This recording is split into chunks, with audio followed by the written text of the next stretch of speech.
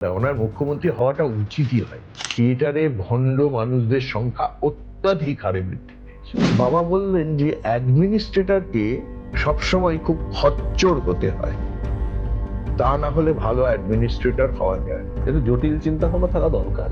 যে দেখো, তুমি যদি খুব ভালো মানুষ হও, তুমি যে মানুষগুলোর সঙ্গে কাজ করবে তাদের মধ্যে অনেকগুলো খারাপ মানুষ, সেই খারাপ মানুষগুলোকে তুমি হ্যান্ডেলই করতে পারবে না যদি তুমি আদ্যপান্ত ভালো মানুষ হও।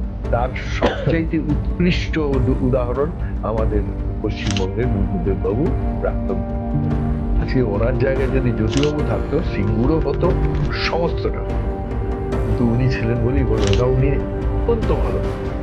ওনার সাবজেক্টটাই আলাদা, ওনার মুখ্যমন্ত্রী হওয়াটা উচিতই হয়। কথার সঙ্গে করে কথায় আপনার 50 বছর ধরে এই অভিনয় জীবন, অভিনয় সংক্রান্ত জীবন, সেরা শিল্পীদের আপনি দেখেছেন 50 বছর ধরে বিভিন্ন ক্ষেত্রে সবাই খুব ভালো মানুষ।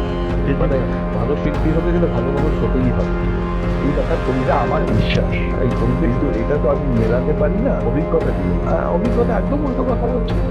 আজকেই সকালে একজনের সঙ্গে আমার কথা হচ্ছে, সেটা হচ্ছে প্রতিদিন রাত্রির বেলায় আমি একবার করে থিয়েটারটা ছেড়ে দিই, প্রতিদিন সকালবেলা আবার রিজয়েন। এখন যেটুকু পারি সেটা থিয়েটারটাই পারি, সেই জন্য আমি আমার কোনো উপায় নেই, আমাকে আবার রিজয়েন করতে হয়। কিন্তু এই মুহূর্তে অন্তত লাস্ট 15 থেকে 20 বছর থিয়েটারে ভণ্ড মানুষদের সংখ্যা অত্যাধিক হারে বৃদ্ধি পেয়েছে।